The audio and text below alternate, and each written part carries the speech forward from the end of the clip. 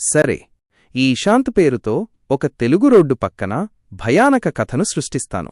ఈశాంత్ హైదరాబాద్ నుండి వరంగల్ వెళ్తున్నాడు. రాత్రి చాలా పొద్దుపోయింది. జాతీయ రహదారి 163 చీకటిలో భయంకరంగా ఉంది. చుట్టూ దట్టమైన అడవులు, అక్కడక్కడ రాతిగుట్టలు. ఈశాంత్ కారు హెడ్లైట్లు చీకటిని చీల్చుకుంటూ ముందుకు సాగుతున్నాయి.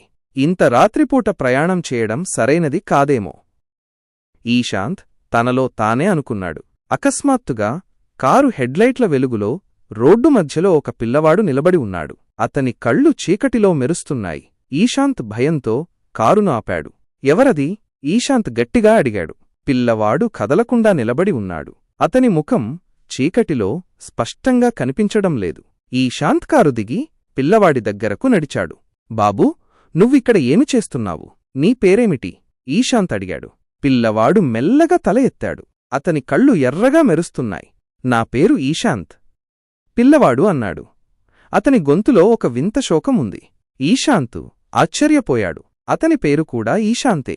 నువ్వు నా పేరు ఎలా చెప్పావు? ఈశాంత్ భయంతో అడిగాడు. పిల్లవాడు నవ్వాడు. ఆ నవ్వు భయంకరంగా ఉంది. నేను నీలాగే ఉన్నాను ఈశాంత్, నేను కూడా ఇక్కడే చనిపోయాను, పిల్లవాడు అన్నాడు. ఈశాంత్ భయంతో వణికిపోయాడు. అతను వెనక్కి తిరగబోయాడు. కాని పిల్లవాడు అతని చేతిని పట్టుకున్నాడు. నాతోరా ఈశాంత్, నేను నీకు నా కథ చెప్తాను, పిల్లవాడు అన్నాడు. పిల్లవాడు ఈశాంత్ను అడవిలోకి లాక్కెళ్లాడు. చీకటిలో రాతిగుట్టల మధ్య వారు ఒక పాడుబడిన గుడి దగ్గరకు చేరుకున్నారు. గుడి లోపల ఒక చిన్న దీపం వెలుగుతోంది. ఆ వెలుగులో ఈశాంత్ ఒక భయంకరమైన దృశ్యాన్ని చూశాడు. గుడి నేలపై ఎముకల గూడు ఉంది. ఇది నాది ఈశాంత్, నన్ను ఇక్కడే చంపారు, పిల్లవాడు అన్నాడు. ఈశాంత్ భయంతో కళ్ళు మూసుకున్నాడు. అతను తన గ్రామంలోని పెద్దలు చెప్పిన కథలు గుర్తు తెచ్చుకున్నాడు. అన్యాయంగా చనిపోయిన వారి ఆత్మలు ప్రతీకారం తీర్చుకోవడానికి తిరుగుతాయని. అకస్మాత్తుగా ఒక బలమైన గాలి వీచింది. పిల్లవాడు మాయమయ్యాడు. ఈశాంత్ భయంతో కళ్ళు తెరిచాడు. అతను గుడి నుండి బయటకు పరిగెత్తాడు. కారు దగ్గరకు చేరుకున్నాక ఈశాంత్ ఊపిరి పీల్చుకున్నాడు. అతను కారు స్టార్ట్ చేసి వేగంగా వరంగల్ వైపు వెళ్లాడు. వరంగల్కు చేరుకున్నాక ఈశాంత్ ఒక గుడి దగ్గర ఆగి దేవునికి ప్రార్థన చేశాడు. ఆ రాత్రి ఈశాంత్కు నిద్రపట్టలేదు. ఆ పిల్లవాడి కళ్ళు, అతని మాటలు అతన్ని వెంటాడుతూనే ఉన్నాయి. మరుసటి రోజు ఈశాంత్ గ్రామంలోని పెద్దల దగ్గరకు వెళ్లి ఆ రాత్రి జరిగిన విషయం చెప్పాడు. పెద్దలు ఈశాంత్ను ఓదార్చి ఆ రోడ్డు ప్రమాదాలకు గురైన వారి ఆత్మలు తిరుగుతాయని చెప్పారు. వారు ఈశాంత్కు కొన్ని పూజలు చేయమని చెప్పారు. ఈశాంత్ ఆ పూజలు చేసి ఇంటికి వెళ్లాడు. కాని ఆ రాత్రి జరిగిన సంఘటన మాత్రం అతని మనస్సులో ఒక భయంకరమైన జ్ఞాపకంగా మిగిలిపోయింది. ఆ రోడ్డుపై ప్రయాణం చెయ్యాలంటే ఇప్పటికీ భయపడతాడు. సరే, ఈశాంత్ కథని కొనసాగిద్దాం. రోజులు గడుస్తున్నాయి. ఈశాంత్ ఆ సంఘటనను మరచిపోవడానికి ప్రయత్నిస్తున్నాడు. కాని ఆ పిల్లవాడి ముఖం, అతని ఎర్రటి కళ్ళు, అతని మాటలు అతనిని వెంటాడుతూనే ఉన్నాయి. రాత్రిళ్లు నిద్రపట్టడం లేదు. పీడకలలు వస్తున్నాయి. అతను చాలా భయంగా, ఒంటరిగా ఫీలవుతున్నాడు. ఒకరోజు ఈశాంత్ తన స్నేహితుడు వినయ్ ఇంటికి వెళ్లాడు. వినయ్ ఒక జర్నలిస్ట్. అతను స్థానిక వార్తాపత్రికలో పనిచేస్తున్నాడు. ఈశాంత్ వినయ్తో ఆ రాత్రి జరిగిన సంఘటన గురించి చెప్పాడు.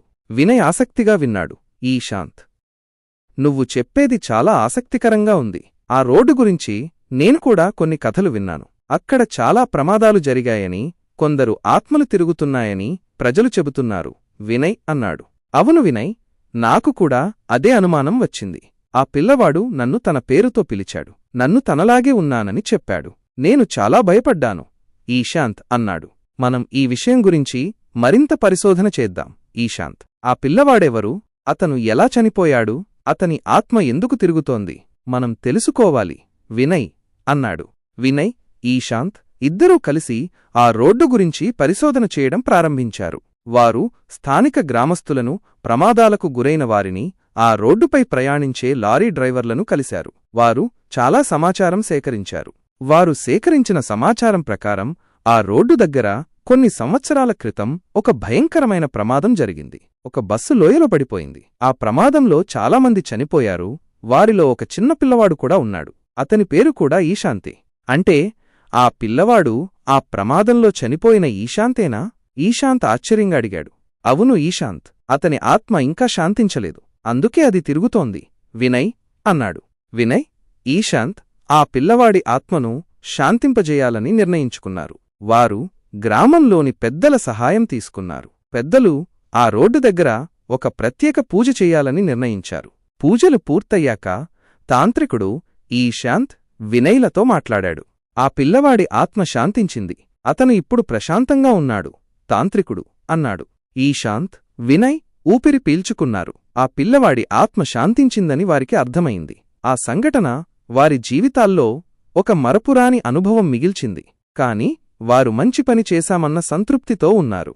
ఈశాంత్ ఆ తరువాత ఆ రోడ్డుపై ప్రయాణం చేయడం మానేశాడు. కాని ఆ సంఘటన అతని జీవితాన్ని మార్చేసింది. అతను ఇప్పుడు ఆత్మల గురించి, మరణం గురించి, జీవితం గురించి మరింత లోతుగా ఆలోచిస్తున్నాడు. వినయ్ కూడా ఆ సంఘటన గురించి ఒక కథనాన్ని రాసి వార్తాపత్రికలో ప్రచురించాడు. ఆ కథనం చాలామందిని ఆకర్షించింది. ఆ రోడ్డు గురించి ప్రజల్లో భయం తగ్గింది.